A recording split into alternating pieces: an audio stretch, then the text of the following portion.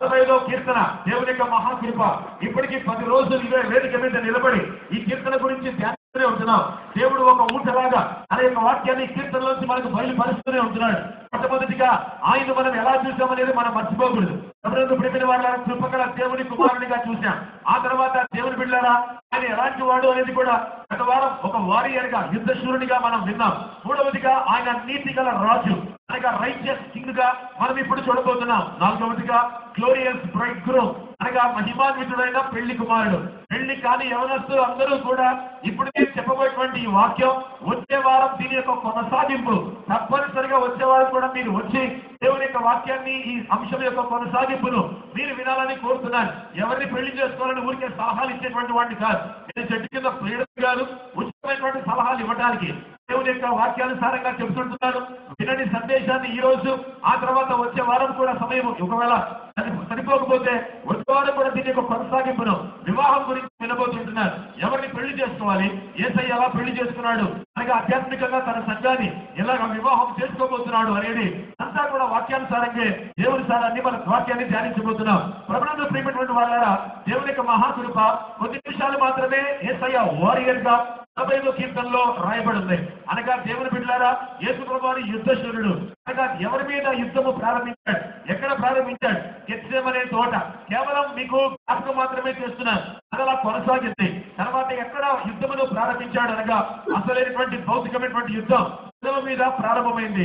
ముగ్గురు మనకి శత్రువులను చెప్పారు. ఒకటి నీ శరీరమే నీ శత్రువు, రెండు నీవు నివసించే లోకమే నీ శత్రువు, మూడవదిగా నీకు కనిపించని సైతానే నీ శత్రువు. యేసుక్రీస్తు ప్రభువారి శరీరం అనే శత్రువును 34 లూకా 4 అధ్యాయాల్లో ఆయన ఆహారము తినకుండా యేసు ప్రభువారు జయించారు. 40 దినములు ఉపవాసము చేశారు. ఒకవేళ 40 దినాలు ఉపవాసం చేసిన తర్వాత ఇష్టం అలవాటు పడిపోతుంది. కానీ ఎప్పుడైతే ఆకలి అవుతుందో మనిషి చచ్చిపోతున్నాడు అన్న దానికి గుర్తు ఏమంటే ఆకలి తిరిగి వస్తుంది. ఉపవాసం ప్రారంభిస్తే ఆకలి దూరం అవుతుంది. ఎక్కువ ఉపవాసం చేస్తే ఆకలి ఇంకా దూరం అవుతుంది. కానీ ఎప్పుడైతే మరణము దగ్గరికి అవుతుందో దాని సూచన ఏమనగా ఆకలి తిరిగి వస్తుంది. కాబట్టి ఎప్పుడైతే యేసు ప్రభువుకి ఆకలి తిరిగి వచ్చిందో ఇక ఆయన కొన్ని గంటలు చచ్చిపోతాడు అనగా దాన్ని ఆసరాగా తీసుకొని సైతాను మధ్యలో ప్రవేశించి కలగజేసుకొని రాళ్లను రొట్టెలుగా మార్చుకోమన్నప్పుడు చచ్చిపోయేటువంటి టైంలో కూడా మెడికల్ గా ఫిజియాలజీ ప్రకారం అనగా దేహ ధర్మశాస్త్రం ప్రకారం యేసు ప్రభువారు ఆ టైంకు మరణించాలి ఆకలితో అడ్వాంటేజ్ గా తీసుకుంది. మధ్యలో వచ్చినటువంటి సైతాను యేసు ప్రభువారు ఏదో చెప్పి తప్పించుకోలేదు. కానీ మనుషుడు రొట్టె వల్లనే కాదు, కానీ దేవుని నోటి నుండి వచ్చి ప్రతి మాట వల్ల జీవించడం చెప్పి తినటానికి బదులుగా వాక్యమనే చెప్పి ఆ వాక్యము ద్వారానే యేసు ప్రభువారు బ్రతికించారు. ఈ రోజు చెబుతున్నాను, యథార్థంగా పచ్చిగా నిజం చెప్తున్నాను. నాకు సత్యముగా ఒంటి మీద నేను ఏ బట్ట వేసినా వేసుకోవడానికి దేవుని వాక్యమే కారణం. ఒక వాక్య కట్టినా దేవుని వాక్యమే కారణం. ఒక వాహనంలో తిరిగినా దేవుని వాక్యమే కారణం. 4 మంచినీళ్ళు తాగలుగుతున్నారంటే దేవుని వాక్యమే కారణం. 4 మెతుకులు తినగలుగుతున్నారంటే దేవుని వాక్యమే కారణం. ప్రశాంతంగా మంచి బెడ్ మీద పడుకుంటున్నారంటే, మంచి ఇంట్లో ఉన్నారంటే దేవుని వాక్యమే కారణం. ఆ జీవితంలో ఎప్పటికీ మర్చిపోలేను. అనువు కూడా క్షణము కూడా దేవుని వాక్యమే నన్ను బతికిస్తుంది. అసలు నేను బతుకుతున్నాను అంటేనే దేవుని వాక్యం మీద బతుకుతున్నాను. అది నా జీవితంలో యథార్థంగా పచ్చి నిజాన్ని దేవుని సన్నిధిలో ఒప్పుకుంటున్నారు. మీ జీవితంలో కూడా అధిక ప్రాధాన్యత దేవుని యొక్క వాక్యానికి ఇవ్వాలి.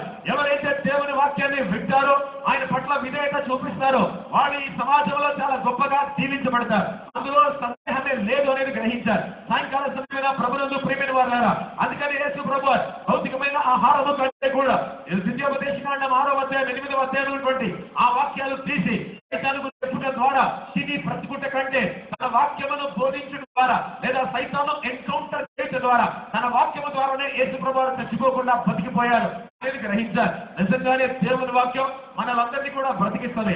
రెండవదిగా ఇక్కడ నుంచి జంప్ అని అన్నాడు, ఇక్కడ నుంచి దూకు అని అన్నాడు. యేసుక్రీస్తు ప్రభువారు ప్రభువైన ప్రియమైన వారులారా, దూకాల్సినటువంటి అవసరం లేదు. ఈ మార్గంలో ఆయన దూతలకు ఆజ్ఞాపించింది కదా అనేటువంటి మాట రాయబడింది.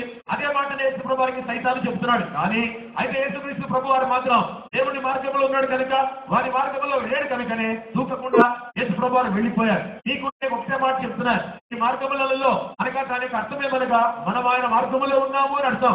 91వ కీర్తన విశ్వాసులను ఉద్దేశించి రాయబడి ఉంది. కాబట్టి విశ్వాసులను ఉద్దేశించి ఆ కీర్తన రాయబడినప్పుడు నీ మార్గములన్నిటిలో అనగా ఎవరి మార్గములో మహోన్నతుని దాంట్లో నివసించు వారి యొక్క మార్గం ఎవరి మార్గం? ఆ మహోన్నతుని మార్గమే అనగా జీవము గల దేవుని మార్గమే. అందుకని 11వ వచనంలో 91వ కీర్తనలో నీ మార్గములన్నిటిలో అనేటువంటి మాట రాయబడు. అనగా ఈరోజు నా మార్గం దేవుని మార్గం. కాబట్టి మన మార్గంలో ఏది జరిగినా దేవుడు తన దూతలు పంపించి కాపాడతాడు. మీరు గమనించాలని కోరుతున్నారు. మత్తయి 4, లూకా 4 యేసు ప్రభువు ఉపవాసం చేస్తున్నప్పుడు చివరిలో దూతలు వచ్చి ఆయన్ను ఆదరించాయి. గెత్సెమనే తోటలో తన చెమట రక్తబిందువులుగా మారుతూ మొదటి రోగం హెమటిడ్రోసిస్ ఆయన అనుభవిస్తుండగా దూత వచ్చి ఆదరించినట్లు చూస్తాం. కాబట్టి మన మార్గములో అనగా దాని అర్థం దేవుని మార్గములో ఎప్పుడైతే ఉంటామో కనిపించకుండానే దూతలు కొన్నిసార్లు వచ్చి ఎవరి రూపంలోనో ఏదో ఒక సహాయం చేసి మనకు వెళ్తాయి. ఎప్పుడు కూడా దేవుడు నన్ను విడిచిపెట్టాడు ఎడబాస్తాడని అనుకోకూడదు. అది పాత నిబంధన కాన్సెప్ట్. పాత నిబంధన గ్రంథంలో దేవుడు విడిచిపెట్టాడు, ఎడబాస్తాడు. కొత్త నిబంధన గ్రంథంలో యేసు ప్రభువుని బట్టి ఎడబాసే ప్రసక్తి లేదు, నిన్ను విడిచిపెట్టే ప్రసక్తి లేదు. నీవు లోకాన్ని విడిచిపెట్టి వెళ్ళిపోవాలి తప్ప నీలో ఉన్న పరిశుద్ధాత్మ దేవుడు ఎప్పటికి కూడా నిన్ను విడిచి వెళ్ళడం అనేది గ్రహించాలి. అందుకనే దేవుడు పిల్లల మూడవదిగా ఏం జరిగిందనగా యేసు ప్రభువు యుద్ధశూరుడు ఎలాగ పోరాడుతున్నాడు. నా కొరకు యేసు ప్రభువు చేసినటువంటి పోరాటం తీసుకొని వచ్చింది, మళ్ళీ నిలబెట్టింది. ఇదిగో లోకంలో ఉన్నటువంటి వాటి అన్నింటినీ కూడా చూడు. ఇదిగో ఇవన్నీ కూడా చూసుకున్నావు కదా, ఇవన్నీ కూడా నీ వశము చేస్తాను. ఒకటి కండిషన్ ఏమి లేదు. దేవుని కుమారుడా నాకు సాధ్యపడు చాలు. ఈ లోకం చూస్తున్నావు కదా, కొండ మీద నిలబెట్టింది, అన్ని కూడా నీకు ఇచ్చేస్తానని యేసు ప్రభువుకి ఎర్ర చూపిస్తున్నాడు సైతాన్. అంటే దేవుని బిడ్డలారా ఒక విషయాన్ని మీరు గ్రహించారు. 24వ అధ్యాయం ఆదికాండం చదివితే దేవుని బిడ్డలారా సేవకుడైనటువంటి వాడు, అతని పేరు అక్కడ రాయబడలేదు కానీ ఎలియాజరు పేరు, సేవకుడైనటువంటి వాడు రిబ్కాతో తన నాన్నతో వాళ్ళ కుటుంబంతో చెప్పేటువంటి మాట ఏమనగా, నా యజమానుడైనటువంటి అబ్రాహాము తన కుమారుడైనటువంటి ఇస్సాకుకు సమస్తము అనుగ్రహించి ఉన్నాడు. అంటే తండ్రి తన కుమారునికి సమస్తము కూడా అనుగ్రహించి ఉన్నాడు. ఆయనకి ఏది కూడా తక్కువ చేయలేదు. కాబట్టి మీ అమ్మాయిని యజమానుడి యొక్క కుమారునికి ఇవ్వండి అన్నట్టుగా ఆ అబ్బాయికి ఏమీ కూడా తక్కువ చేయలేదు. తండ్రి తన కుమారుడైన ఇస్సాకు అబ్రహాము సమస్తము కూడా అనుగ్రహించి ఉన్నాడు. అదే మాట యోహాను సువార్త 3వ అధ్యాయం 35వ వచనంలో తండ్రి అయిన దేవుడు క్లియర్గా రాయబడింది. తన కుమారుడైన యేసుక్రీస్తు ప్రభువారికి ఈ లోకంలో సమస్తము కూడా అనుగ్రహించి ఉన్నాడు అని రాయబడింది. కనుక ప్రభువును ప్రియమైనటువంటి వాళ్ళరా ఆల్రెడీ దేవుడు ప్రపంచం అంతటినీ కూడా, రాజ్యాలన్నింటినీ కూడా, సైన్యాలన్నింటినీ కూడా, మనుషులందరినీ కూడా దేవుడు తన కుమారుడైన యేసుక్రీస్తు ప్రభువారికి ఆకాశములో అయితేనేమి భూమి మీద అయితేనేమి సర్వాధికారము ఆస్తిగా దేవుడు ఇచ్చినప్పుడు మీరెవడు మధ్యలో వచ్చి ఎర చూపించి నాకు సాగిలపడితే ఈ లోకంలో ఉన్నటువంటి రాజ్యాలన్నీ కూడా నీకు ఇస్తాను అని ప్రమాణం చేస్తాడు. వాడికి తెలియదా? కానీ యేసు ప్రభు వారిని శోధిస్తున్నాడు. అందుకని నీకు కూడా సాయంకాలం మీరు వినాలి. సైతాను శోధన వేరుగా ఉంటుంది, దేవుని పరీక్ష వేరుగా ఉంటుంది. ఈ రెండింటిని కూడా మీరు గ్రహించలేకపోతున్నారంటే నీకు బుద్ధి జ్ఞానాలు తక్కువయ్యాయని అర్థం, లేదా నాకు బుద్ధి జ్ఞానాలు తక్కువయ్యాయని అర్థం. ఇది దేవుని యొక్క పరీక్ష, లేకపోతే సాధారణ శోధన అనేటువంటి వివేచన ఖచ్చితంగా మనం కలిగి ఉండాలి. సైతాను శోధిస్తూ ఉంటున్నాడు. ఏమని నాకు సాగిలపడు. యేసుక్రీస్తు ప్రభువు లోకం అనేటువంటి శోధన ఇప్పుడు జయిస్తుంటున్నారు. ఏకంగా సైతానుకు సాగిలపడాలి. సాగిలపడితే యేసు ప్రభు ఒక్కసారి ఊహించండి. If it all Jesus has prostrated before Satan, యేసు ప్రభువు సాగిలపడి ఒకవేళ కలలో కూడా ఊహించకూడదు ఆ పని. కానీ ఒకవేళ కనుక సాగిలపడి ఉంటే యేసు ప్రభువు నిజంగా ఈరోజు మనకు రక్షకుడు అయి ఉండేవాళ్ళు కాదు. మన జీవితంలో నిరీక్షణ లేదు. దేవునికి రెండవ కుమారుడు లేడు. లోకానికి రక్షకుడిగా పంపడానికి ఆ ద్వితీయ కుమారుడు మాత్రమే. ఆ కుమారుడే విఫలమవుతే కనుక ఎట్టి పరిస్థితుల్లో కూడా మనకు రక్షణ లేదు. జాగ్రత్తగా మీరు వినాలి. తన గొప్పతనాన్ని చూపించుకోవడానికి యేసు ప్రభు శోధన జయించలేదు. తన పరిశుద్ధత చూపించుకోవడానికి యేసు ప్రభు శోధన జయించలేదు. ఒక మిషన్ తో పై నుండి కిందికి వచ్చాడు. ఒక మిషన్ తో పై నుండి కిందికి వచ్చాడు. ఏంటా మిషన్ అనగా నిన్ను నన్ను రక్షించాలి. ఏంటా మిషన్ అనగా మనలందరినీ పరలోకానికి తీసుకెళ్లాలి. అది ఆయన దర్శనం. ఏంటా లక్ష్యం అనగా మనలందరినీ కూడా రక్షించాలి. సాగిల పడ్డాడా మనం నశించిపోతాం అని మనం గ్రహించాలి. సాగిల పడ్డాడా పరలోకాన్ని కోల్పోతాం. పరలోకం అనేది క్రీస్తు శకము నుండి ఇక భవిష్యత్తు వరకు ఎంతమంది పుట్టిన వాళ్లకు పరలోకమే లేదు. ఎందుకనగా లోక రక్షకుడైనటువంటి వాడు ఆఫ్టర్ లూసిఫర్ ఎదుట సాగిల పడితే ఇక క్రీస్తు శకం మొదటి శతాబ్దం నుండి రాబోయేటువంటి ఎన్ని తరాలు పుట్టినా సరే ఎవడు మాత్రమే యేసు ప్రభువును నమ్ముకుంటాడు. అలాంటి వాడు శతానికి సాగిల పడితే అందుకని జాగ్రత్తగా మీరు వింటుండాలి. ఎప్పుడు కూడా ఒక మాట నేను వాడతాను, ఆయన జాగ్రత్తగా మీరు వినాలి. శిలువ మీద వేలాడుతూ ఉన్నప్పుడు కూడా నువ్వే జ్ఞాపకం వచ్చావు. సైతాను ఎదుట సాగిల పడకుండా ఉండడానికి కూడా నువ్వే జ్ఞాపకం వచ్చావు. ఒకవేళ సాగిల పడితే మాత్రం నువ్వు దూరం అయిపోతావు, శిలువ మీద నుంచి దిగితే మాత్రం దూరం అయిపోతావు. సైతాను శోధిస్తుంది నా ఎదుట సాగిల పడమని, లోకమంతా నీకు ఇష్టాన్ని ఉంటుంది. ఎంత మోసం! అసలు లోకాన్ని తయారు చేసిన వాడెవడు, సృష్టించిన వాడెవడు? అది కాండ మొదటి 2 అధ్యాయాలు ఎవరు సృష్టించారని రాయబడింది? దేవుడైన యెహోవా. ఈ యేసు ప్రభువు ఎవరు? అతని కుమారుడు. కాబట్టి వీడికి తెలియదా, జ్ఞానం లేదా? తెలుసు, అని కావాలని శోధిస్తున్నాడు. యేసు ప్రభువు పరిస్థితి అలాగే ఉంది. నీ యొక్క అవసరతను బట్టి, నీ పరిస్థితిని బట్టి, నీ బలహీనతను బట్టే సైతాన్ని శోధిస్తాడు. ఆ విషయాన్ని ఎప్పుడు కూడా మర్చిపోవుడు. కనుక దేవుని బిడ్డలారా, ఆయనకు నువ్వు జ్ఞాపకం వచ్చావు. ఆయన పొరపాటున సాగిల పడ్డాడా? తండ్రి చిత్తాన్ని నెరవేర్చిన వాడు కాడు. సాగిల పడ్డాడా? నిన్ను పోగొట్టుకుంటాడు. నీవు చాలా ప్రశస్తమైన వ్యక్తి యేసయ్యకు. నిజంగా చెప్తున్నాను, అమూల్యమైన గొర్రెపిల్ల రక్తము చేత, అనగా తన రక్తము చేత విమోచించాడు అంటే నేను అర్థం. ఈ లవ్స్ యూ సో మచ్, నేను చాలా ప్రేమిస్తున్నాడు యేసయ్య అని అర్థం. అందుకని నేను కోల్పోవడం ఇష్టం లేక సాగిల పడలేదు. తర్వాత ఆయన అందరూ కూడా శోధిస్తున్నారు. నిజంగా దేవుని కుమారుడైతే శిలువ మీద నుంచి కిందికి దగ్గర రోషం తెచ్చుకొని, రే ఇంత మాట అంటారా నన్ను, నా సంగతి చూపిస్తారని యేసు ప్రభువు మేకులతో సహా కిందికి దిగి వచ్చి ఉంటే, నిజంగా చెప్తాను, మేకులతో సహా కిందికి దిగి వచ్చి ఉంటే రక్షణ కార్యం పూర్తి అయి ఉండేది కాదు. మానవునికి రక్షణ కాదు కదా, ప్రత్యేక నిరీక్షణ అటువంటిదే లేదు. అలాంటి యేసు ప్రభువు సర్వం కూడా భరించుకుంటూనే ఉన్నాడు. మొత్తం అంతా కూడా పూర్తి చేశాడు. విజయ కేక, వర్డ్ ఆఫ్ విక్టరీ, సమస్తము సమాప్తమైనదని యోహాను సువార్త 19వ అధ్యాయంలో ఆ మాట యేసు ప్రభువు చెప్పిన తర్వాతనే తన ఆత్మను తండ్రికి అప్పగించి యేసు ప్రభువు ప్రాణం మన కొరకు పెట్టి దేహమును రోమీలకు యూదులకు అప్పగించి యేసుక్రీస్తు ప్రభువు మరణించారు. కాబట్టి సాయంకాల సమయంలో ఏమనుకుంటున్నావు యేసుక్రీస్తు ప్రభువు వారి గురించి? 45వ కీర్తనలో యుద్ధశూరుడా నీ కత్తిని మరణ ఉంచుము. అనగా మనలాగా కత్తులు పట్టుకొని పోరాడేవాడు కాదు, తాలిబాన్ల లాగా లేకపోతే రష్యారే తోయిబా లాగా అంబులేసి చంపినవాడు కాదు, కత్తులు పట్టుకొని పోరాడి ఉండేవాడు కాదు యేసయ్య. అంతా కూడా వాక్యమే వాక్యమే వాక్యానుసారంగానే వెళ్ళేటువంటి వాడు. శరీరమును జయించాడు, లోకాన్ని జయించాడు, సైతాన్ని జయించాడు, అద్భుతం చివరికి మరణాన్ని జయించాడు, సమాధిని జయించి యేసుక్రీస్తు ప్రభువారు బయటికి రాగలిగారు. అందుకని అలాంటి యుద్ధశూరుడిని, వారియర్ను యేసుక్రీస్తు ప్రభువారిని మనము ఈ సాయంకాలం ముందు 45వ కీర్తన 3-4 వచనాల్లో చూడగలం. ప్రభువుకు ప్రియమైనటువంటి వారులారా, జాగ్రత్తగా మీరు వినాలి. 2వ కీర్తనలో దేవుడు అంటున్నాడు తన కుమారునితో, నన్ను అడుగుము జనములను నీకు స్వాస్థముగా, భూదిగంతాలు నీకు సొత్తుగా ఇస్తాను అని అన్నాడు. ఎప్పుడు అడుగుతాడు, ఎప్పుడు అర్హత పొందుతాడు? ఎప్పుడైతే శిలువ కార్యం పూర్తి చేస్తాడో, రక్షణ కార్యం, తర్వాత మరణమును జయించి తిరిగి లేస్తాడో, ఆ తర్వాత లేచి ఆరోహణమై పరలోకానికి వెళ్తాడో, అక్కడ కూర్చొని అడిగితే అప్పుడు జనములను స్వాస్థముగా, భూదిగంతాలను సొత్తుగా ఇస్తాడు. జాగ్రత్తగా మీరు వినాలి. అద్భుతం ఒక మాట చెప్తున్నారు. యేసు ప్రభు వారి యొక్క ప్రార్థనకు తండ్రి దగ్గర జవాబు రావాలంటే ముందు యేసుక్రీస్తు ప్రభువారికి అర్హత ఉండాలి. ఏంటి అర్హత తెలుసా? మన కొరకు రక్తమును కార్చాలి. ఆధార వాక్యాన్ని వినండి దయచేసి. అందరికి అర్థమవుతుందో లేదో నాకు తెలియదు, కానీ పరిశుద్ధాత్మ దేవుడిని ప్రార్థిస్తున్నాను మీకు అర్థమయ్యేటట్టుగా చేయను దాకా.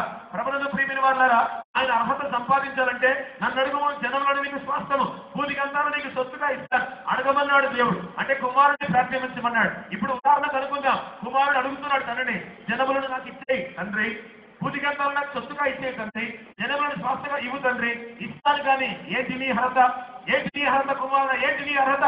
ఇదిగో నేను భూమి మీదకి వెళ్ళాను, శరీరమును ధరించాను, సెలవు మీద చనిపోయాను, రక్తమును కాచాను, అందరి రోగాలు భరించాను, 370 రకాల పాపాలు కూడా నేను భరించాను. ఎన్ని రోగాలు ఉన్నాయో అన్ని రోగాలు కూడా మందులు లేకపోయినా, భవిష్యత్తులో మందులు కట్టి పెట్టకపోయినా సరే నేను అన్ని రోగాలు భరించాను. నీ శాపం భరించాను, నీ తీర్పు భరించాను, నీ ఉగ్రత భరించాను, అవమానం భరించాను, అన్ని కూడా భరించాను. తర్వాత చనిపోయాను, 3వ రోజు పునరుత్థానమై తిరిగి లేచాను. ఇప్పుడు నీ దగ్గరికి వచ్చాను కనుక జనములను స్పష్టముగా ఇచ్చేయి, భూదిగంతాలను సొత్తుగా నాకు ఇచ్చేయి. ఖచ్చితంగా తండ్రి అయిన దేవుడు కుమారునికి ఇస్తాడు. ఎందుకంటే అడుగుతున్నటువంటి వాడు అర్హత కలిగిన వాడు, కింద కార్యములు చేసి వచ్చాడు కాబట్టి పైన అడగటానికి అర్హత కలిగి ఉంది. ఇది ఎప్పుడు ఇస్తాడు? 2వ రాకడలో ఇస్తాడు. ఇప్పుడు మీకు ఒక్క మాట చేతనైతే అర్థం చేసుకోండి. ఇక మీకు అర్థం కాలేదు అంటే ఇక నేను ఏమి చేయలేను, మీకు అంతగా జ్ఞానం లేదు అని అర్థం. అదే మనకు అర్హత లేకపోయినా యేసు ప్రభు నామమున కలిగి మనం ఏమడిగినా సరే దేవుడు తన కృపలో దయచేస్తూనే ఉన్నాడు. చూసారా, అర్హత దేవుడి కుమారుని కావాల్సి వచ్చింది, అర్హత మనకక్కర్లేదు. ఎందుకో తెలుసా, మన తరపున యేసు ప్రభు వారు సమస్తము కూడా ఆయన నెరవేర్చారు. అర్హత లేని మనం దేవుని సన్నిధికి వెళ్ళి అర్హత పొంది తన కుమారుని యేసు ప్రభు నామమున ప్రార్థిస్తున్నారంటే పొందుకోవడానికి అర్హత అర్హత లేని మనమందరం కూడా ఈరోజు ఆశీర్వాదాలు పొందుకుంటున్నాం. ఎందుకో తెలుసా? మనందరి తరపున కార్యములు నెరవేర్చాడు కనుక. కాబట్టి ఈ సాయంకాల సమయంలో నేర్చుకున్నాం దేవుని యొక్క వాక్యాన్ని. యుద్ధ శూరుడు, వీరుడు. ఎందుకు యేసుప్రభువు ఆయన మొలలో కత్తిని పెట్టినటువంటి వాడు. ఎందుకో తెలుసా? మనలాగా గొడవలు చేసేటువంటి వాడు కాదు. వీటిలో కేకలు వేయడు, వీటిలో అల్లరి చేయడు. నా ఈ సేవకుడని యెషయా గ్రంథంలో యెహోవా దేవుడు తన సేవకుడు తన కుమారుడైన యేసుప్రభువు కోసం సాక్ష్యం చెప్పాడు. మనలాగా రౌడీ లాంటి వాడు కాదు, మనలాగా అల్లర్లు చేసేటువంటి వాడు. ఎక్కడ యేసుప్రభువు నవ్వినట్లు కూడా బైబిల్లో మనకు కనిపించదు. ఎక్కడ జోకులేసినట్లు కూడా యేసుప్రభువు మనకు కనిపించదు. టైం పాస్ చేస్తున్నట్టు కూడా యేసుప్రభువు కనిపించదు. టైం వేస్ట్ చేసినట్టు కూడా యేసుప్రభువు జీవితంలో ఎక్కడా కనిపించదు. ఒక ఆవిడ సీరియస్ గా నన్ను అడిగింది, ఎక్కడైనా యేసుప్రభువు నవ్వాడా పాస్టర్ గారు? ఆధారం చూపించండి అని. యథార్థంగా చెప్పారు. అప్పుడు సువార్తలో ఉన్నాను. ఎక్కడా కూడా యేసుప్రభువు నవ్వినట్లు ఆధారం కనిపించట్లేదు. అనగా దాని అర్థం ఇప్పుడు కోపంగా ఉండాలనేది యేసుప్రభువు ఉద్దేశం కాదు. దాని అర్థం ఏమనగా హీ వాస్ వెరీ సీరియస్. తన లక్ష్యంలో తాను చాలా సిన్సియర్ గా ఉన్నాడు, సీరియస్ గా ఉన్నాడు. నేను వచ్చింది ఏంటి? ఆ పని జరగాలి. మనం కూడా సువార్తకి వెళ్తున్నాం, ఆ పని జరగాలి. మనం కూడా మీటింగ్ వచ్చినాం, ఆ పని జరగాలి. ఇక్కడికి వచ్చి అమ్మాయిలు ఎత్తుకోవడం, అబ్బాయిలు ఉన్నారు ఇక్కడ. చెప్తాను నేను ఓబాగా, అబ్బాయిలు ఎత్తుకున్న అబ్బాయిలు కూడా లేకపోలేదు ఇక్కడ. నువ్వు వస్తున్నావా, నేను వస్తున్నాను. అక్కడ కలుస్తున్నాను, నేను కలుద్దామనుకున్నాను, నువ్వు కనపడలేదు. నీ కొరకు వెతికాను. చూసారా, ఇవన్నీ కూడా ఆరాధనలో జరుగుతున్నాయి. జాగ్రత్తగా మీరు వినాలి. జరగడం పర్స్పెక్టివ్స్ మార్చుకోవాలి, దృక్పథాలు మార్చుకోవాలి. వచ్చినటువంటి ఉద్దేశం మారకూడదు. నువ్వు వచ్చిందే యేసుప్రభువు అయి ఉండాలి. ఆరాధన కొరకే రావాలి. సువార్త కంటే సువార్త సీరియస్నెస్ అనేటువంటిది దేవుని సేవలో ఒక్కసారి ఎంటర్ అయిపోయామా మొత్తం కూడా మనం సీరియస్ గా మెయింటైన్ చేయగలగాలి. అదే విధంగా యేసుప్రభువు ఎక్కడ కూడా నవ్వినట్టు కానీ జోకులు వేసినట్టు ఎక్కడ కూడా కనిపించలేదు. అది పాపం అనేది అనట్లేదు. ఆయనకు అవసరత లేదు. వచ్చినటువంటి పని ఉద్దేశం వేరే కనుక అంతా కూడా ఏకాగ్రత, మనసు అంతా కూడా దాని మీదే పెట్టాడు యేసుప్రభువు. దేని మీద? మన మీద. ఏదో గొప్ప కార్యం భూమికి చేయడానికి కాదు, అద్భుతాలు చేసి చూపించడానికి కాదు, మన మీద ధ్యాసం ఉంది. ఏమాత్రం ఆలస్యం చేసినా, నిర్లక్ష్యం చేసినా తన చేతిలో నుంచి మనల్ని పోగొట్టుకునే అవకాశం ఉంది. అందుకని మనల్ని భద్రంగా ఉంచడానికి, కాపాడడానికి, తన చేతుల్లోకి తీసుకోవడానికి యేసుప్రభువు ఎన్నో శ్రమలు అనుభవించగలిగారు. కనుక ఈ సాయంత్రం సమయమైన అలాంటి వాడు యేసుక్రీస్తు ప్రభువాన్ని గ్రహించారు. ఆ తర్వాత ప్రభువునందు ప్రేమటువంటి వాళ్ళరా, ఇప్పుడు 3వ అంశానికి వద్దాం. 45వ కీర్తన. ఇప్పుడు కొంచెం ముందుకు వెళ్ళినట్లయితే ఇందాక 4-5 వచనాలు కూడా చదివాం. ఎలాంటి రాజు అనగా ఆయన నీతి గల రాజు. Is the righteous king. ఏ రాజు కూడా యేసుక్రీస్తు లాంటి వాడు కానే కాదు. ఎట్లనగా 42 రాజులు ఇశ్రాయేళ్లకు ఉన్నారు. వారిలో 37 చెడ్డవాళ్ళు, evil kings. Only 5 kings were good kings, not righteous kings. ఆ 5 రాజులు కూడా మంచి రాజులే కానీ నీతి గల రాజులు కాదు. దావీదే నీతి తప్పాడు ఇంట్లో, అతనేం నీతి గల రాజు. Is only good king but not a righteous king. దావీదు మంచి రాజే కానీ నీతి గల రాజు కాదు. హోషేయ మంచి రాజే కానీ నీతి గల రాజు కాదు. హిజ్కియా మంచి రాజే కానీ నీతి గల రాజు కాదు.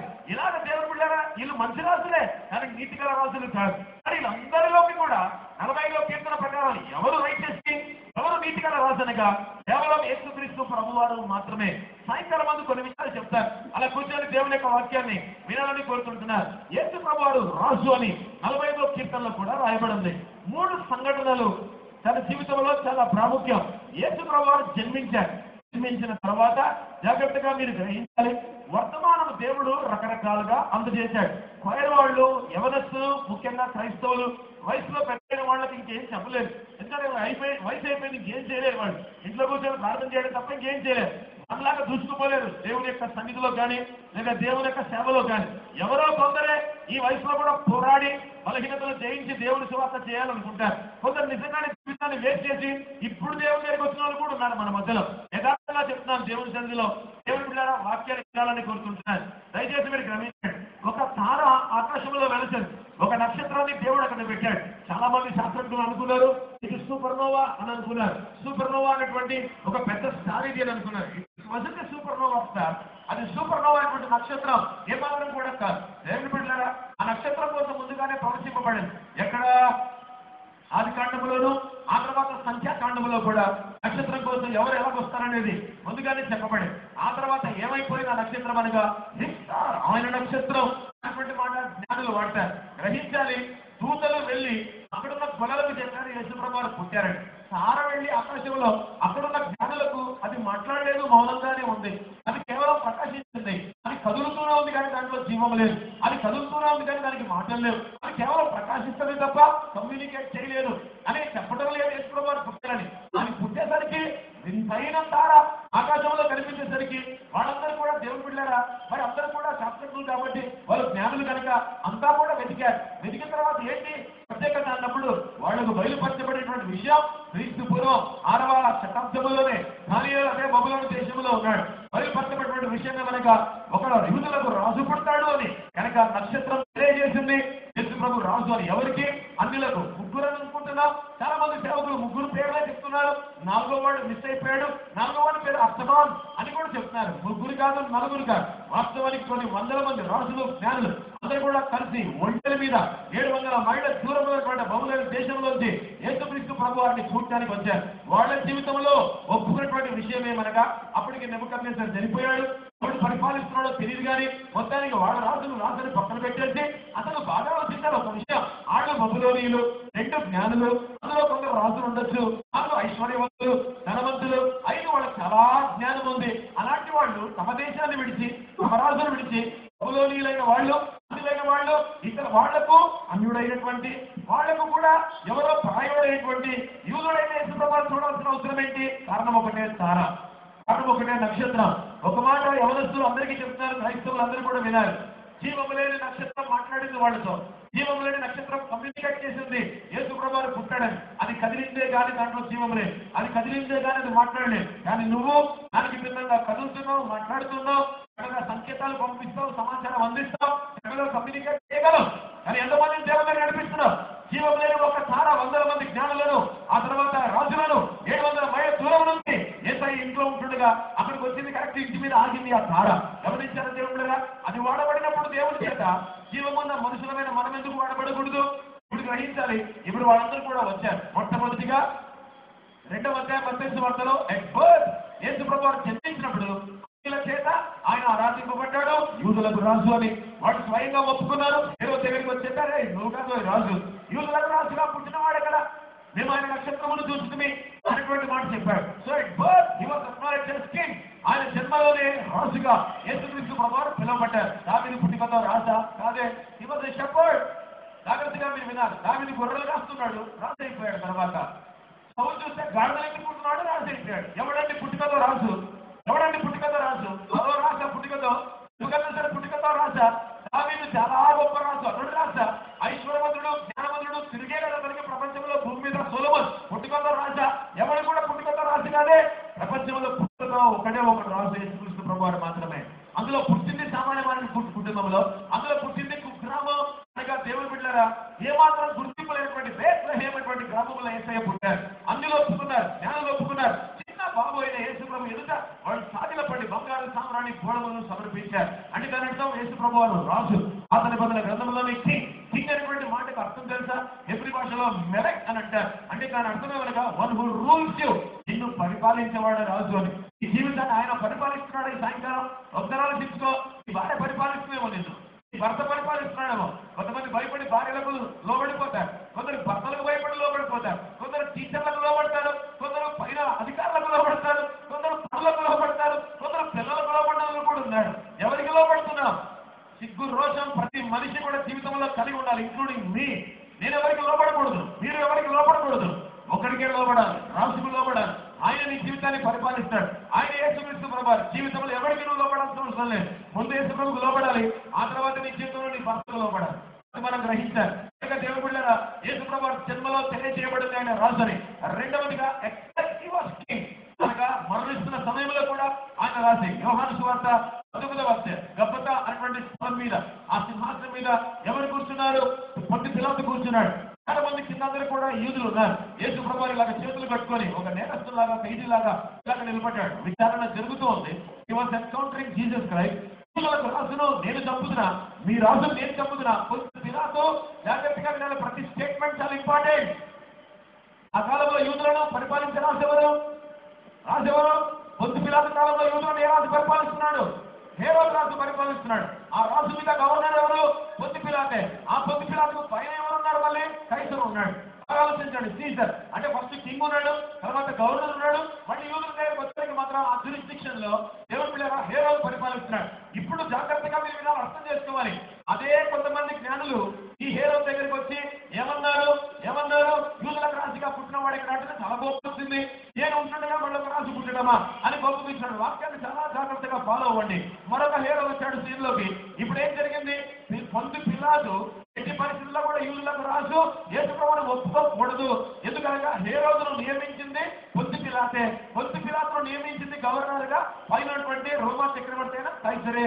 అలాంటప్పుడు గవర్నర్ అయినటువంటి గవర్నర్ అయినటువంటి పొంతు పిలాతు యూదులందరికీ ఒప్పుకుంటున్నాడు. గొప్పతమైనటువంటి సభ మీద కూర్చొని సింహాసనం మీద ఈ రాజునైనటువంటి మీ యూదుల రాజునైన యేసును నేను శిలువ బయటకు అప్పగిస్తున్నా అని అంటున్నాడు. జాగ్రత్తగా గమనించండి. దట్ మీన్స్ ఆయన మరణించేటువంటి సమయంలో యేసు ప్రభు రాజు అనేటువంటి విషయాన్ని అన్యులు ఒప్పుకున్నారు.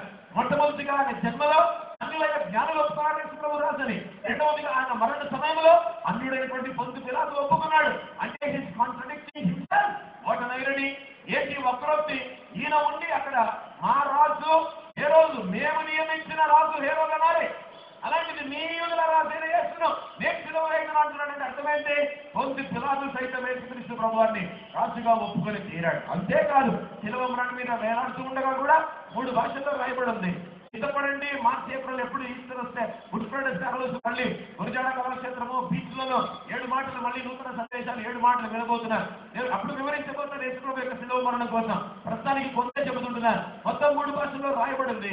లాటిన్లో, హీబ్రూలో, గ్రీకులో. ఏమని? యేసు నజరేయుడైన సిదోనియన్ యూదులకు రాజు అనేటువంటిది ఆ మాట. నజరేయుడైన యేసు, king of the Jews, Jesus of Nazareth అనేటువంటి మాట రాయబడింది. 3 భాషల్లో కూడా, లాటిన్లో, గ్రీకులో, హెబ్రీ భాషలో రాయబడింది. అంటే ఒప్పుకున్నారు. ఫస్ట్ గాస్పెల్ ట్రాక్ రాయబడింది యేసుక్రీస్తు ప్రభువారు రాజు అని. చనిపోయే టైంలో కూడా యేసు ప్రభువారు రాజుగానే చనిపోయాడు. అద్భుతం ఏమనగా ఒక దొంగ, ఒక నేరస్తుడు, కన్విక్టెడ్ క్రిమినల్ వాడు ఒప్పుకున్నాడు. నీవు నీ రాజ్యముతో కూడా వచ్చినప్పుడు నన్ను జ్ఞాపకం చేసుకో. ప్రకటించాలి. జ్ఞానులు ఒప్పుకున్నారు యేసు ప్రభు రాజని. పిలాతు ఒప్పుకున్నాడు. చనిపోయే టైంలో యేసు ప్రభు రాజని. నిజంగానే కొద్ది నిమిషాల్లో చచ్చిపోతాడు, కొన్ని గంటల్లో చచ్చిపోతాడు అనగా నేరస్తుడు మీద వైరాడుతున్నటువంటి వాడు దొంగ నీ రాజ్యంతో వచ్చినప్పుడు నన్ను జ్ఞాపకం చేసి. ఎవడుకుంటుందండి రాజ్యం? రాజుకే రాజ్యం ఉంటుంది. ఈ రాజ్యంతో వచ్చినప్పుడు నన్ను జ్ఞాపకం చేసుకొని దొంగ కూడా యేసు ప్రభువును రాజుగా ఒప్పుకుంటున్నాడు. అయిపోయిందా? మూడవదిగా ఈ రోజు ఎవరైనా రాజుగా ఒప్పుకున్నా ఒప్పుకోకపోయినా 7 ఏళ్ల మహాశ్రమ కాలం పూర్తయిన తర్వాత మనల్ని పెళ్లి కుమార్తెగా యేసు ప్రభువు కిందికి తీసుకొని వస్తాడు. 10 ఏళ్ల పరిపాలన భూమి మీద జరుగుతుంది. ఆ 10 ఏళ్ల పరిపాలన యేసుక్రీస్తు ప్రభువు రాజులకు రాజుగా, ప్రభులకు ప్రభువుగా. లూకా సువార్త 1వ అధ్యాయంలో గబ్రియేలు దూత మరియతో ఏమైతే చెప్పిందో, దావీదు సింహాసనాన్ని ఇదిగో నీ కుమారుడు యేసు ప్రభువుకు దేవుడు ఇస్తాడని చెప్పాడు. కాబట్టి 7 ఏళ్ల మహాశ్రమ కాలం అయ్యాక యేసు ప్రభువు మనతో కిందికి వచ్చినప్పుడు నిజంగానే 10 ఏళ్ల పరిపాలన భూమి మీద జరిగినప్పుడు ఆ సింహాసనం మీద యేసు ప్రభువు యొక్క టైటిల్ ఏమనగా, ఆయన యొక్క బిరుదు ఏమనగా రాజులకు రాజుగా. యేసు ప్రభువు 17-14 ప్రకటన గ్రంథం 19వ అధ్యాయంలో మరొకసారి రాజులకు రాజుగా యేసు ప్రభువు సింహాసనాసీనుడు కాబోతున్నాడు. కనుక at birth he was king. ఆయన పుట్టినప్పుడు ఆయన రాజు. at death he was hanging as king. ఆయన చనిపోతున్న టైంలో శిలువ మీద రాజుగా వేలాడుతూ ఉన్నాడు. మూడవదిగా at his coming, at his parousia, ఆయన 2వ రాకడలో he is going to come down as king of kings. ఆయన కేవలం మొదటి రాకడలో రాజు అవుతే 2వ రాకడలు మాత్రం రాజులకు రాజుగా యేసు ప్రభువు రాబోతున్నాడు. కనుక ఆ రాజు అలాగా వస్తాడని, ఆయన నిజంగానే రాజుని ముందుగానే క్రీస్తు పూర్వం 1000వ సంవత్సరంలో, అంటే యేసు ప్రభు పుట్టక ముందు 1000 సంవత్సరాల కిందట యేసు ప్రభు రాస్తున్నటువంటి మాట 45వ కీర్తనలో రాయబడి ఉంది. ఇప్పుడు దేవుడు పిల్లలు నా వైపు చూడాలి. ఈ స్పీకర్లు అడుగుతున్నాయి కాబట్టి కొందరికి నేను కనిపించను, మీరు నాకు కనిపించారు. డజంట్ మ్యాటర్, కనిపించకపోయినా మన వైపు వినిపిస్తారని నేను అనుకుంటున్నాను. మొదటి సమయాల గ్రంథం కనుక చదివితే ఇశ్రాయేల్ రిజెక్టెడ్ ద ఫాదర్. 8వ అధ్యాయంలో యెహోవా దేవుడు మాకు రాజుగా వద్దు అని ఇశ్రాయేలు చెప్పేశాడు. జాగ్రత్తగా వినాలి. మన దేవుడు తండ్రి, కుమార, పరిశుద్ధాత్మ త్రియేక దేవుడు. మొదటి సమయాల గ్రంథం 8వ అధ్యాయంలో తండ్రి అయిన యెహోవా దేవుడు మాకు రాజుగా వద్దు అంటే, మా దేవుడైన యెహోవా మాకు రాజుగా వద్దు. ఎలాగా నిజంగానే భూమి మీద ఒక రాజు ఉన్నాడో ఆ ఇశ్రాయేలీలలో ఒకడు మాకు రాజుగా కావాలని దేవుని యొక్క రాజ్యత్వాన్ని ధృవీకరించింది ఇశ్రాయేలు రాజ్యం. జాగ్రత్తగా వాక్యాన్ని మీరు నేను చెప్పబోతున్నాను. రెండవదిగా యోహాను సువార్త 19వ అధ్యాయం క్రింద ఉన్నటువంటి గబ్బతటువంటి స్థానంలో ఉన్న యూదులందరూ సిలువేమో వీడు మాకు రాజు కాదు, కైసరే మాకు రాజుని, యేసు ప్రభువు యొక్క రాజ్యత్వాన్ని వద్దని, కైసర్ యొక్క రాజ్యత్వాన్ని సిగ్గు లేకుండా యూదులు తీసుకున్నారే. ఇప్పుడు మీరు గ్రహించాలని కోరుతున్నారు. యోహాను సువార్త 19వ అధ్యాయంలో కైసరే మాకు రాజు, యేసు మాకు రాజు కాదు, ఇతను మాకు రాజు కాదు అని అన్నారు. జాగ్రత్తగా మీరు వినాలి. ఏ ఇశ్రాయేలీయులైతే క్రీస్తుకు పూర్వం దేవుని బిడ్డలారా, ఆ 10వ శతాబ్దంలో దావీదు బతికినటువంటి కాలంలో అందరూ కూడా మాకు దేవుడైన యెహోవా రాజుగా వద్దు, మాకంటూ ఒక రాజు కావాలన్నారు. తండ్రి అయిన దేవుడిని రాజుగా తృణీకరించారు. యోహాను సువార్త 19వ అధ్యాయంలో కుమారుడైన యేసుక్రీస్తు ప్రభువారిని యూదులకు రాజుగా దేవుడు పంపిస్తే కుమారుడైన యేసుక్రీస్తు ప్రభువారిని కూడా వాళ్ళు తృణీకరించారు. ఇక మిగిలినవరు చిత్రంలో పరిశుద్ధాత్మ దేవుడు. పరిశుద్ధాత్మనికి రాజు అనేటువంటి పదాన్ని బిరుదును ఆపాదించకూడదు కూడా. ఎందుకనగా తండ్రి పాత నిబంధనలో రాజు అవుతే ఇశ్రాయేలుకు, కొత్త నిబంధన గ్రంథంలో యూదులకు కుమారుడైన దేవుడు రాజే యేసు ప్రభువారు. But Holy Spirit is never king. పరిశుద్ధాత్మ దేవుడు రాజుగా ఆపాదించకూడదు. ఆయన ఎప్పటికీ రాజు అవ్వలేడు. కాదు, ఆయన రాజుగా రాలేదు. నీలో నివాసం ఉండడానికి ఆధారకర్తగా వచ్చాడు. ఇప్పుడు ఏం చేశారు? అపోస్తల కార్యముల గ్రంథం 7వ అధ్యాయంలో ఆ పరిశుద్ధాత్మ దేవుడిని అందరూ కూడా రెసిస్ట్ చేశారు. ఎవరు రెసిస్ట్ చేశారు? స్టెఫను కాలంలో ఆయన నిలబడి ముష్కరులారా అని వాక్యం చెబుతుండగా అక్కడ ఉన్నటువంటి వాళ్ళందరికీ కూడా పళ్ళు కొరికి కోపం వచ్చేసి స్టెఫను తీసుకెళ్లి గోతులేసి రాళ్ళతో కొట్టి చంపారు. విషయం అంతా అది కూడా కాదు. అనగా దాని అర్థం స్టెఫను ద్వారా వచ్చేటువంటి సందేశం, స్టెఫను ద్వారా చేయబడిన మహత్కార్యాలు, సూచక క్రియలు, పరిశుద్ధాత్ముడు కార్యం జరిగేస్తుండగా స్టెఫను పక్కన పెట్టండి, మహత్కార్యాలు, సూచక క్రియలు పక్కన పెట్టండి. చేసినోడు ఎవడు? స్టెఫను కాదు, అతనిలో ఉన్న, అతని మీద ఉన్న పరిశుద్ధాత్మ దేవుడు. Resistant the Holy Spirit. పరిశుద్ధాత్మ దేవుని యొక్క శక్తిని, పరిశుద్ధాత్మ దేవుని యొక్క పరిచర్య, మహత్కార్యాలు, సూచక్రియలు స్టెఫను ద్వారా జరుగుతుండగా ఆ పరిశుద్ధాత్మ దేవుడు అదే యూదులు మాట బైబిల్ చెబుతుంది. అదే యూదులు పరిశుద్ధాత్మని కూడా రెసిస్ట్ చేశారు. తండ్రి అయిన దేవుడిని పాతకాలం పాత నిబంధనలు ఇశ్రాయేలు రెసిస్ట్ చేశారు. కుమారుడైనటువంటి దేవుడిని యోహాను సువార్త 19వ అధ్యాయంలో యూదులందరూ కూడా నిలబడి పిలాతు ఎదురుగా యేసు ప్రభు రాజస్వామిని తృణీకరించారు. పరిశుద్ధాత్మ యొక్క పరిచర్య, అభిషేకం అంత గొప్ప శక్తి మీ మీదకి దిగొచ్చే శక్తి అన్నాడు యేసుప్రభు. ఆ శక్తిని రెసిస్ట్ చేశారు స్టెఫను ద్వారా. స్టెఫను రాళ్ళతో కొట్టారంటే అర్థమేంటి? స్టెఫను మీకున్న పరిశుద్ధాత్మ శక్తిని గుర్తించలేదు. స్టెఫను రాళ్ళతో కొట్టి చంపారంటే అర్థమేంటి? స్టెఫను యూదుడే. స్టెఫను రాళ్ళతో కొట్టిన వాళ్ళు యూదులే. కొట్టినటువంటి బట్టలు కాపలా కాసినవాడు కూడా, అయినటువంటి వాడు సౌలైనటువంటి వాడు, పౌలుగా మారినవాడు కూడా యూదుడే. వచ్చిన స్టెఫను కూడా యూదుడే. ఆ స్టెఫను మీద ఉన్నది ఎవరు? పరిశుద్ధాత్మ శక్తి. అతన్ని తృణీకరించారు అని అర్థం. కనుక ఈ సాయంకాల సమయమున కొన్ని విషయాలు చెప్తాను, చరిత్ర ప్రకారం తెలుసుకోవాలని కోరుతున్నారు. ఎప్పుడైతే దేవుని బిడ్డలారా ఇలాగ తండ్రి, కుమార, పరిశుద్ధాత్మ ఏక దేవుళ్ళు కాదు, త్రియేక దేవుణ్ణి తన సొంత ప్రజలటువంటి ఇశ్రాయేలునే తృణీకరించినప్పుడు ఈరోజు చెప్తున్నాను, చాలా జాగ్రత్తగా ఈ విషయాన్ని మీరు గ్రహించాలని కోరుతున్నాను. Israel collapse. ఇజ్రాయెల్ అనేటువంటి జాతి, జనాంగం, దేశం పడిపోయింది. ఇజ్రాయెల్ కొలాప్స్ స్పిరిచువల్లీ, ఆధ్యాత్మికంగా పడిపోయింది ఇజ్రాయెల్. ఆ యవనస్తుడు సురేష్ నీ పక్కన కూర్చున్న యవనస్తుడు నేను నిద్రపోతున్నాడు, నిద్రపోదని చెప్పు, ఇంటికి పడుకోమని చెప్పు. ఒక ఇజ్రాయెల్ కొలాప్స్. ఎప్పుడైతే తండ్రి, కుమార, పరిశుద్ధాత్మ త్రియేక దేవుణ్ణి తృణీకరించిందో కాదనుకుందో ఇజ్రాయెల్ దేవుని బిడ్డలారా, ఇజ్రాయెల్ అంతా కూడా ఆధ్యాత్మికంగా కుప్పకూలిపోయింది.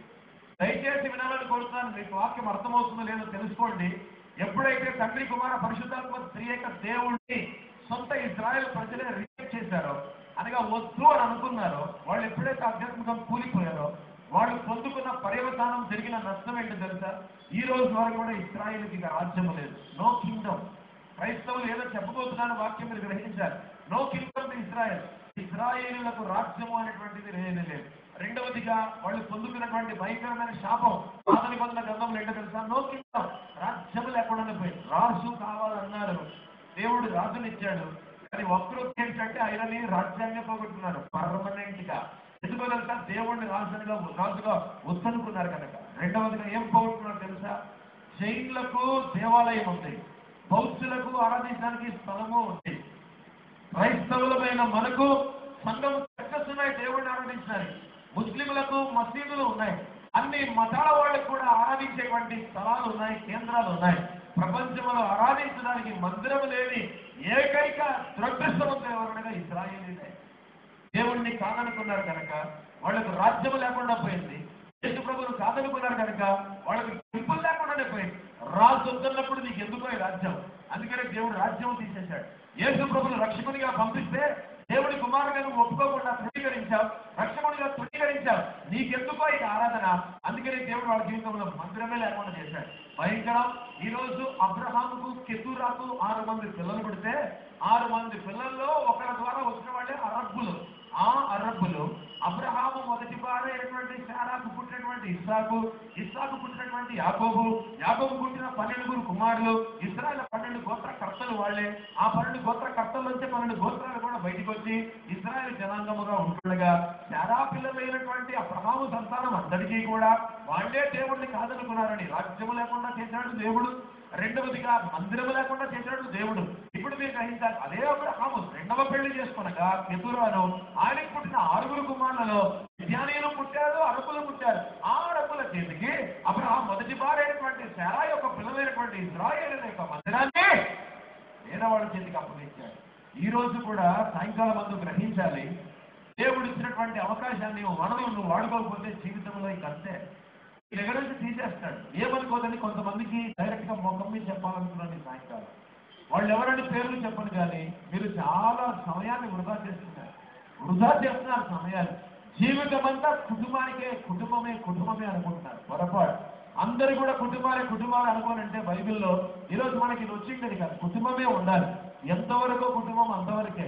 30 సంవత్సరాల వరకే వాళ్ళ అమ్మను మమ్మీ అని పిలిచాడు యేసు ప్రభు. బయటికి వచ్చిన తర్వాత మమ్మీ అని పిలవలేదు, కునే అని పిలిచాడు వాళ్ళ అమ్మను. కునే అనగా గ్రీకు భాషలో స్త్రీ, ఉమన్ అని చాలా గౌరవించే ప్రభు మరి అని పిలిచాడు. 30 ఇంట్లో ఉన్నంత వరకు బాధ్యత నిర్వర్తించిన వరకు మమ్మీ, మదర్, అమ్మ అని పిలిచాడు. బయటికి వచ్చినాక it's not mother, she is just woman. కునే, అమ్మ నాతో నీకేం పని? వాళ్ళ అమ్మని అంటున్నాడు, మదర్ కాదు ఇప్పుడు అక్కడ. కునే, స్త్రీ, నాతో నీకేం పని? నా తండ్రి ఉన్నాడు, ఆయన చిత్త ప్రకారం చేస్తాను. సమయం వచ్చినప్పుడే నీళ్ళను ద్రాక్షరసంగా మారుస్తాను, లేకపోతే వాళ్ళ మీదికి నిందరకుండా చేస్తాను. అది నా పద్ధతి. మీలో కూడా చాలా మంది ఏమనుకుందండి, దేవుని సేవకని వచ్చారు, మానేశారు. దేవుని సేవ చేస్తామని ప్రమాణం చేయించుకున్నారు, మానేశారు. దేవుని సేవ చేస్తాం, మా కోసం ప్రార్థన చేయండి మన చేత ప్రార్థనలు చేయించుకున్నారు, కొందరు మానేశారు. అందుకనే మీ ఇళ్ళలో కొంతమందికి ప్రాబ్లమ్స్ పోవట్లేదు. ఈరోజు చెప్తున్నాను ఓపెన్ గా, ఏమంటే అనుకోండి కాక, ఈరోజు మీకు నాకు చివరి మీటింగ్ అయితే అవని కాక పర్లేదు, యథార్థంగా చెప్తున్నాను. దేవుడిని పక్కన పడేస్తారండి మీరు. అందుకనే కుటుంబాలు ఎప్పుడంటే చల్లారుతాయి మనకు. ఎప్పుడంటే మనం దేవుడి సేవ చేస్తాం, అసమానం కుటుంబం నా భార్య, మా ఆయన, నా పిల్లలు ఇదే అనుకుంటే ఇదే నీ వాళ్ళే. ఎవరు కాదంటున్నారు, వాళ్ళతోనే ఉంటున్నావు జీవితం, ఎవరు కాదంటున్నారు. దేవుని సేవ చేస్తున్నావు, బయటకు వచ్చిన ఏ పరిచయం చేస్తున్నావు, అంతా కూడా నీ స్వార్థమే. నీ కుటుంబం, నీ పిల్లలు, నీ పనులే చేసుకుంటావు తప్ప దేవుడి పని ఏమాత్రం కూడా చేసుకోవట్లేదు. అందుకే కొందరు జీవితాల్లో చర్చ లేకుండా పోయింది, కొందరు ఇళ్లలో సంతోషం సమాధానం లేకుండా పోతుంది. రాజును కాదనుకుంటే రాజ్యం పోతుంది, దేవుడిని కాదనుకుంటే మందిరం పోతుంది. ఇశ్రాయేలుకు రాజ్యం లేకుండా పోయింది, కారణం యెహోవా దేవుడు రాజుగా ఉందనుకున్నారు. ఇశ్రాయేలుకు మందిరం లేకుండా పోయింది, కారణం యేసుప్రభు దేవుడి కుమారుడిగా మెస్సియాగా రక్షకుడిగా వాళ్ళు అంగీకరించారు. నీ బతుకులో దేవుడు లేనప్పుడు మందిరం ఎందుకు, చర్చ ఎందుకు? నీ బతుకులో దేవుడు రాజుగా లేనప్పుడు ఇంకెందుకు నీకు రాజ్యం? దేవుడే నీ జీవితంలో లేనప్పుడు ఇంకెందుకు ఆశీర్వాదాలు?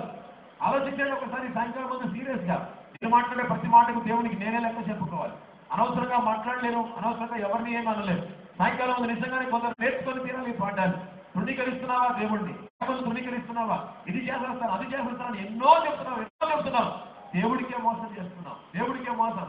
అస్తమానం నేను నా పిల్లలు, నేను నా కుటుంబం, నేను నా పిల్లలు, నేను కుటుంబం, ఇదే భౌతికమైనటువంటి విషయాలే, ఐహిక విచారాలే తప్ప దేవుడి సంగతి చూసేటువంటి వాళ్ళు ఎవరు కూడా దేవుడికి కనిపించట్లేదు. అందుకనే దేవుడు రాజ్యం తీసేశాడు, ఇశ్రాయేలుకు టెంపుల్ తీసేశాడు, అందరం తీశాడు, సంఘాన్ని తీశాడు. దేవుడు పిల్లరా చివరికి ఏం తీశాడు తెలుసా? There is no king. నీ జీవితానికి రాజ్యం లేకుండా చేస్తానని చెప్పి భూమి మీద కూడా ఇశ్రాయేలుకు రాజు లేడు, భూమి మీద ఇశ్రాయేలుకు నేటికి మందిరం లేదు, భూమి మీద ఇశ్రాయేలుకు దేవుని బిడ్డలారా అసలు రాజ్యమే కూడా లేకుండా చేశారు. ఈ రోజు నిజంగా రావాలి, ఈ సంవత్సరం దేవుని చిత్తం మీద కొందరిని తీసుకెళ్తాను ఇశ్రాయేల్ దేశానికి. సిలోయం కోనేటికి కొంచెం పైన ఎత్తులో యెరూషలేం, అంతా యెరూషలేంలోనే పైకెళ్తే సొలొమోను కట్టిన మందిరం ఉండదు. ఇప్పుడు అది యెరూషలేంలో అరబ్బుల చేతికి వెళ్ళిపోయింది, ముస్లింల చేతికి వెళ్ళిపోయింది. అక్కడికి ఈవెన్ ఇజ్రాయేల్ లోపలికి వెళ్ళకూడదు తెలుసా అండి. భయంకరం ఏంటంటే వాళ్ళ మందిరంలో వాళ్ళు వెళ్ళకూడదు. బైబిల్ తెరిస్తే తీసుకెళ్లి ఎత్తి బయటపడేస్తారు. నువ్వు ప్రార్థన చేసి ఆవేశపడి ఆ మందిరాన్ని దర్శించో ఆత్మలు కుమ్మరించేదో పెద్ద చేసేస్తాం, గన్లతో కాల్చిపడేస్తారు. ప్రసక్తే లేదు.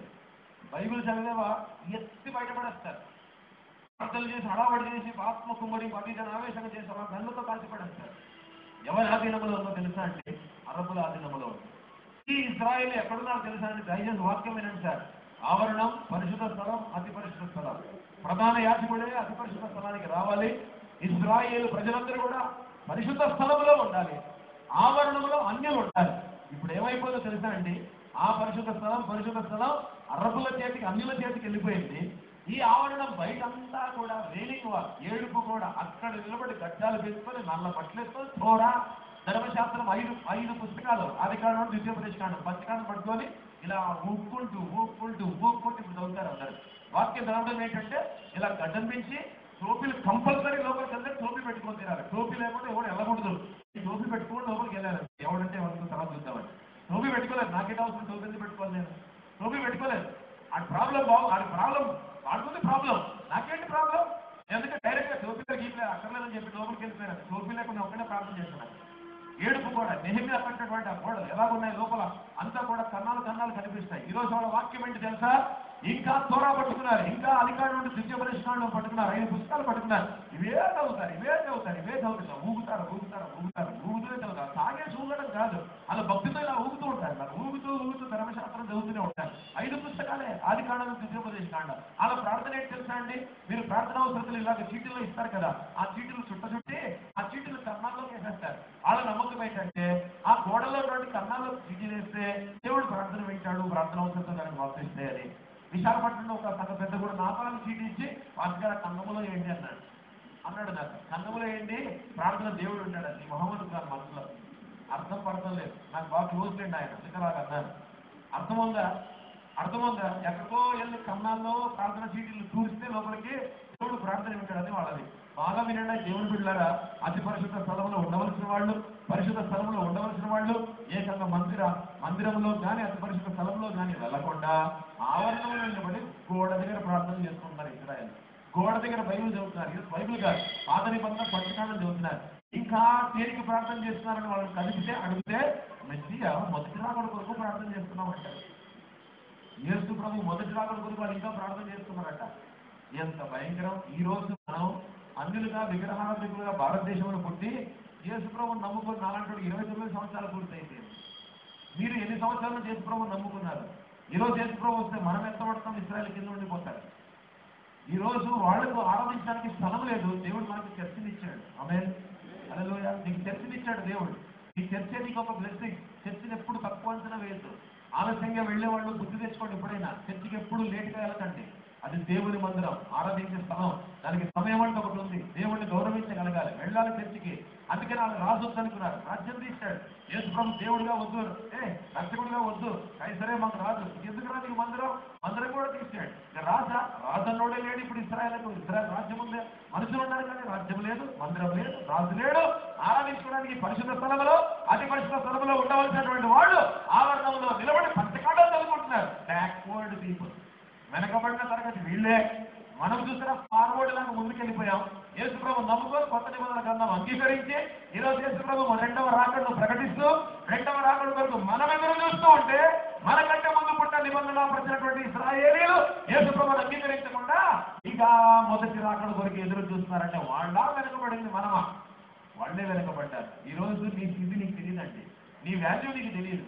నీ ఇల్లు ఎందుకు పనికిరాదు అని ఒకటి అన్నాడంట. ఆడు కూడా అవునరా ఊరికే చెప్తున్నాడు, నా ఇల్లు నిజంగానే పనికిరాదు, ఇల్లు అమ్మేద్దాం, పాడుబండిలు పాతిళ్ళు పురాతన కాలం ఇల్లని తిట్టుకొని ఇల్లు అమ్మేసినట్ట. ఇల్లు అమ్మేసిన తర్వాత ఇల్లు బుల్డోజర్ వచ్చి కొట్టేస్తా ఉంది అన్నింటి. అంటే రాళ్ళు, తర్వాత గోడలు అంతా కూడా కొట్టేస్తాం. ఇలా కొట్టేసిన తర్వాత చూస్తే కింద పెట్రోల్ గని బయటపడింది. గుండెలు బాదుకున్నాడు. నా తల్లిదండ్రులు ఇచ్చినటువంటి ఆస్తి పార్టీలు వచ్చి పాత బండిళ్ళు పాడుబండిళ్ళు అని అమ్మేశాను. ఈరోజు పెట్రోల్ పడింది, అక్కడ ఒక గని బయటపడింది. అదే కనుక నాకు ఉండింటే నాకు ఎంత ఐశ్వర్యం, ఎంత డబ్బు ఉండేది, ప్రపంచంలో ధనవంతులను ఒకటి అయిపోయిండే వాడిని చాలా పశ్చాత్తాపడ్డాడు. మనం కూడా చాలాసార్లు మీటింగే కదా, బైబిలే కదా, చర్చే కదా, ప్రార్థనే కదా, ఇలా ఊపుకుంటూ వస్తారు బైబిల్. నాకు అర్థం కాదు ఇదేంటో మరి ఇలా ఊపుకోని చేస్తారు. బైబిల్లో గౌరవం లేదు, ఒక దేవుడు అంటే భయం లేదు, భక్తి లేదు, ఆరాధన ఒక సమయం లేదు. 5 కంటే 6కు వస్తారు, 6కు పెడతాం. పోలీ మీకోసం 7 కంటే 7కు వస్తారు, పోలీ మీకోసం 7 పెడతాం 8కు వస్తారు. ఇలా జీవితం అంతా కూడా ఆలస్యమే చర్చకి. జీవితానికి ఎప్పుడు వస్తుంది ఆశీర్వాదం? నవ్వడం కాదండి, ఏడవండి. నవ్వడం కాదు, ఏడుస్తాం ఒక రోజు. ఈరోజు చెప్తున్నాను దేవుని సరిలో వీ విల్ క్రై. ఎప్పుడో తెలుసా? యేసు ప్రభువును గణపరచని రోజున జాగ్రత్త. అందుకనే చెప్తున్నాను, ఇంత రైచస్ కి అయినప్పటికీ కూడా గాడ్ ఈజ్ ఫెయిత్ఫుల్. ఈరోజు మీరు సంతోషించాలి. దేవుని యొక్క మహాకృప, దేవుడు నమ్మదగిన వాడు. తన ప్రజలైన నిబంధన ప్రజలైన ఇజ్రాయేలుకు మందిరం దూరం చేశాడేమో కానీ, ఇజ్రాయేలుకు రాజ్యము దూరం చేశాడేమో కానీ, ఇజ్రాయేలుకు రాజును దూరం చేశాడేమో కానీ, దేవుని బిడ్డలారా యేసు ప్రభువులో మనకు మాత్రం దేవుడు దూరం అవ్వలేదు, తన సంఘము దూరం అవ్వలేదు, చర్చి దూరం అవ్వలేదు. ఈ సాయంకాలం ముందు దయచేసి ఒక వాక్యం ముగించేస్తాను. ఎగ్జాక్ట్లీ సమయం 9 అయింది. ఏమాత్రం లేట్ చేసినా మీరు అట్టలు మళ్ళీ లెటర్లు రాస్తారు, ఆకాశరామన్న ఉత్తరాలు 9కే ముగించారు, 9కి ముగించారు. మీరు మాత్రం సమయానికి రారు, ఉత్తరాలు మాత్రం చాలా బాగా రాసిస్తారు. శాస్త్రం పేరు రాయాలి, ఫోన్ నెంబర్ రాయాలి, నేను రాస్తున్నాను అని. దేనికైనా ఉండాలి. విమర్శించడం గొప్ప సంగతి కాదు. అందరికీ కూడా నేను విమర్శించాలంటే అది గొప్ప సంగతి కాదు. We are worried about time, fine, worried about time. Yes, ఇంకో 9 క్లోజ్ చేస్తున్నాను, ఖచ్చితంగా ఆన్ డాట్ క్లోజ్ చేస్తున్నారు. అయితే మరి మీరు సమయానికి వస్తున్నారా? మనం సమయాన్ని ఆదివారం చేస్తున్నాం. పోనీ బుధవారం ఆరాధన వదిలే, ఆదివారం చర్చికి టైం చెప్తున్నామా? బుధవారం అంటే వారం మధ్యాహ్నం ఆరాధన కాబట్టి ఉద్యోగస్తులు ఉద్యోగాలకు వెళ్తారు, వ్యాపారం కట్టేసుకొని రావడానికి టైం పడుతుంది, లేట్ వచ్చినా పర్వాలేదు. ఆదివారం సంగతి ఏంటంట ఆలోచించండి. దేవుని పిల్లరా, ఎవరిని ఎక్కువ ప్రేమిస్తున్నాము? రాజును హత్తుకొని బతుకుతున్నామా? నువ్వే నా రాజు, నా ప్రభుడు, నా దేవుడు, నీవే యేసు ప్రభువు నిజంగా చూపిస్తూ ఆరాధిస్తున్నావా? లేకపోతే ఇశ్రాయేలు వాళ్ళని దూరం చేసుకుంటున్నాం? ఆలోచించండి. కానీ దేవుడికి స్తోత్రం. భయపడకండి, ఏడవకండి, దుఃఖపడకండి, విచారపడకండి. సాయంకాలం దేవుడు మన పట్ల నమ్మదగిన వాడు. మనం ఆయన సాధనకున్నా కూడా యేసు ప్రభువులో దేవుడు మనకు సమీపొస్తాడు. ఇక్కడ నుంచి ఇంటికి వెళ్ళినప్పుడు నా చిన్న మనవి, ఏ ఒక్కరు కూడా బాధతో కన్నీళ్లతో ఇంటికి వెళ్ళడానికి వీల్లేదు. నేను ఇజ్రాయేల్ దృష్టిలో పెట్టుకుని ఇలా మాట్లాడాను. ఇలా మాట్లాడకపోతే కొందరు మార్పు రాదు. నిజంగా చెప్తున్నాను. నేను మంచోడిని, పరిశుద్ధులని నేను చెప్పట్లేదు. నేను ఏమైనాను దేవుని కృప, కానీ దేవుడిని మాత్రం పిచ్చిగా ప్రేమిస్తున్నాను. సమయంలో తేడా రానివ్వాలి, సేవలో తేడా రానివ్వాలి. దేవుడి గురుకు నేను పెద్ద పరిశుద్ధులు నేను మాట్లాడలేదు, కానీ దేవుడి గురికి మాత్రం చాలా కష్టపడతాను. ఇది నేను నా మనసాక్షితో పరిశుద్ధాత్మని సన్నిధిలో చెప్పేటువంటి మాట. Give top priority to God. ఆత్మీయ జీవితంలో దేవుడికి మాత్రమే అధిక ప్రాధాన్యత జీవితంలో ఇవ్వడం నేర్చుకోవాలని కోరుతున్నాను. వచ్చే వారం అయిపోయింది వాక్యం. వచ్చే వారం యవనస్తులు పెద్దవాళ్ళు అందరూ కూడా రండి. పెళ్ళంటే ఎవరు చేసుకోవాలి, వాళ్ళు చేసుకోవాలి, వీళ్ళు చేసుకోవాలని కాదు.